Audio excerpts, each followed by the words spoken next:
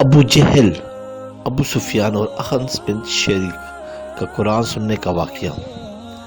مشرکین مکہ کا سردار ابو جہل کے بارے میں روایت میں آتا ہے کہ حضور اقدس صلی اللہ علیہ وسلم جب رات کو قرآن پڑھتے تھے تو یہ تینوں مشرکین سردار مکہ چھپ چھپ کر اپنے آپ کو علیحدگی میں رکھ کر حضور صلی اللہ علیہ وسلم کے مکان کے مختلف باہر کے حصوں میں کھڑے ہو کر آپ صلی اللہ علیہ وسلم کی قرات سنتے تھے، مگر ایک دوسرے کو خبر نہیں ہونے دیتے تھے۔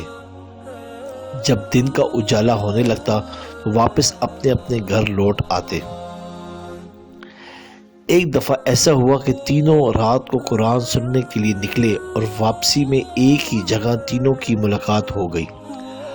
ہر ایک نے دوسرے سے کہا، تم کیسے آئے تھے؟ جب بات کھل کر سامنے آ گئی کہ قرآن سننے آئے تھے تو اب سب نے آپس میں معاہدہ کیا کہ ہمیں قرآن سننے کے لیے نہیں آنا چاہیے تھا، کہیں ایسا نہ ہو کہ ہمیں دیکھ کر قریش کے جوان بھی آنے لگے اور ہم آزمائش میں پڑ جائیں۔ جب دوسری رات آئی تو ہر ایک نے یہی گمان اور خیال کیا کہ وہ دونوں تو نہیں آئیں گے، چلو میں ہی قرآن سن لوں۔ غرض یہ کہ واپسی میں صبح کے قریب پھر اسی جگہ تینوں کی ملاقات ہو گئی۔ معاہدے کی خلاف ورزی کرنے پر ایک دوسرے کو ملامت کرنے لگے۔ بالآخر دوبارہ عہد کیا گیا کہ قرآن سننے اب نہیں جائیں گے۔ سبحان اللہ، قرآن سننا اور وہ بھی سرکار دو عالم کی زبان مبارک سے، بھلا ان کو کب سونے دیتا تھا؟ اور اسی وجہ سے ان کی نیندیں بھی ختم ہو چکی تھی۔ اور جب تیسری مرتبہ رات آئی تو پھر یہ تینوں یہی خیال کرتے ہوئے حضور صلی اللہ علیہ وسلم کی مجلس مبارکہ میں پہنچے اور قرآن سنا، اور واپسی میں پھر ملاقات ہو گئی۔ اب تو ایک دوسرے کے منہ کی طرف تکتے رہے اور آخر کو پھر معاہدہ کر لیا کہ آئندہ سے تو ہرگز سننے نہیں جائیں گے۔ اب اخنس بن شریک ابو سفیان کے پاس آیا اور کہنے لگا، اے ابو حنظلہ، تمہاری کیا رائے ہے؟ تم نے محمد صلی اللہ علیہ وسلم سے جو قرآن سنا ہے اس کے بارے میں کیا کہتے ہو؟ ابو سفیان کہنے لگا، اے ابو سلمہ، خدا کی قسم تم نے جو باتیں سنی ہیں ان کو خوب جانتا ہوں، لیکن بعض ایسی باتیں ہیں جن کا مقصد اور معنی نہیں سمجھ سکا۔ تو اس نے کہا، ابو سفیان، خدا کی قسم کہ میری بھی یہی حالت ہے۔ اس کے بعد اخنس ابو جہل کے پاس آیا اور کہنے لگا، اے ابو الحکم، تم نے محمد صلی اللہ علیہ وسلم سے جو قرآن سنا ہے اس کے بارے میں تمہاری کیا رائے ہے؟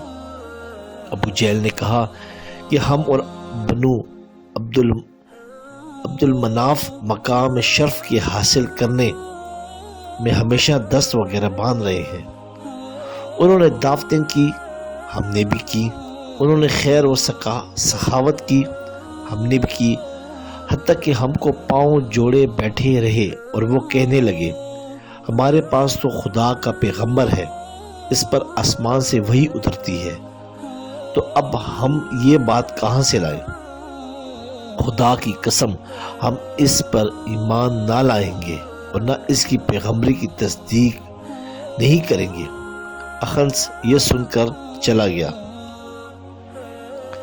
افسوس کہ حق کو حق سمجھ کر بھی ایمان نہ لائے، یوں ہی جھوٹی چودراہٹ کے تحفظ میں ہمیشہ کے لیے جہنم کی آگ کا سودا کر بیٹھے۔ حاصل، بے شک قرآن کی تلاوت کا اپنا ایک مزہ ہے، کاش اس قرآن کی تلاوت کے نور کو ہم سمجھ لیتے۔ اندازہ کیجئے کہ کافر بھی اس قرآن کی تلاوت سے مسحور ہوئے بغیر نہیں رہ سکتے تھے، اور آج ہماری بدقسمتی کے اس قرآن کو چھوڑ کر اپنے آپ کو تباہ و برباد کر رہے ہیں۔ اللہ کرے کہ ہم اس واقعے سے سبق سیکھیں اور قرآن کی تلاوت کو اپنا معمول بنائیں۔ سبسکرائب کریں، لائک کریں اور بیل آئیکن پہ کلک کریں تاکہ آپ کو اس طرح ہی پیاری اچھی اسلامی ویڈیو ملتی رہے۔